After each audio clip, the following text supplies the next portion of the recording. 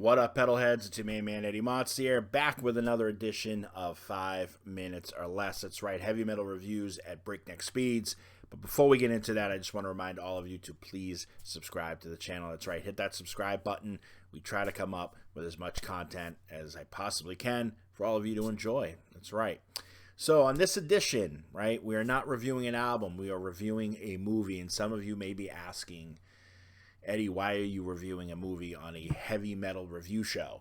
Well, let me tell you why. Have you ever looked at one of your favorite power metal records or fantasy metal records, you know, like albums from like Glory Hammer and so on and so forth, or Hammerfall and whatever, Maiden or Priest, anybody, right? Or even some of your favorite death metal records, okay, and been like, man, that would be cool if that got turned into a movie or anything like that, right? Well, I got the answer for all of you because I really feel like this film embodies all of that. It's called Deathstalker. It's a remake of the 1983 film, which is fantastic, let me say, if you want to watch it. It's great stuff. It's 80s all the way. But anyways, this one, 2025, stars Daniel Bernhardt, who I first saw in the Bloodsport movies. That's right, from Bloodsport 2 and on. But he plays the title character, Deathstalker, this guy who is virtually on his own, right? Used to be a soldier of fortune kind of thing, and soldier for the king, but now he's a soldier of fortune because he's out for himself. Well, he gets attached to this emblem that he takes off of somebody, this medallion-looking thing, and he can't get rid of it no matter how hard he tries. Well, now he's got to go on a mission to fight evil in order to get rid of that medallion. Otherwise, it's stuck to him forever until he dies. And guess what? Deathstalker doesn't want to die.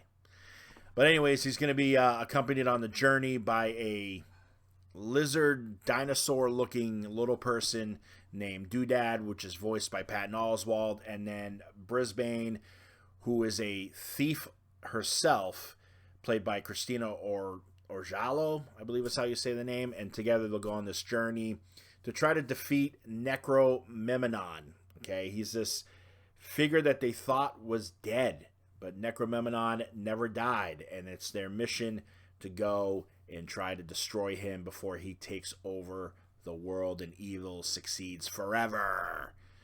Right? So that's the movie. Let me tell you, it's fun. There's a lot of, like, you know, cheesy moments, but it's great. It's the great kind of cheese that you love. I feel like this film's got a lot of great practical effects in it too. Like, not a lot of CGI. I mean, there's probably some CGI in this, but a lot of it looks like practical effects to me. And I love the different kind of monsters that they have in this film that Deathstalker has to fight. I mean, there's one which looks like a mummy, not a mummy, but sort of like a mummy wraith kind of thing with like this giant like gem eye that they have that allows them to teleport, and then they throw this like razor wheel out of their arms. Yeah, I mean, there's swamp creatures who all you got to do is give them a hug and they're your friends forever.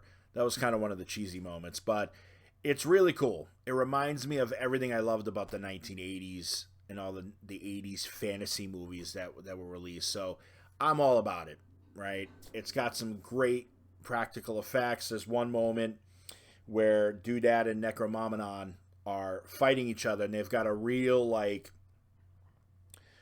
Lopan Egg Shen moment from Big Trouble in Little China, where they cast this thing that's fighting, and they look like two skeletons from Army of Darkness. I'm telling you, it borrows from a lot, but it's great, and it's a lot of fun. It's not that long of a movie. It's directed by Steven Kostanski, who did The Void, which is another amazing film, and Psycho Goreman, for those of you that might be into that too.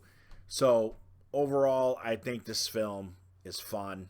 It reminds me of everything that was great about the 1980s. That's all I'm going to say. I'm giving this one a B+ for a final grade. You heard it here. 5 minutes or less. Remember, hit that subscribe button. Stay tuned for everything that I do. I appreciate all of you, and stay metal.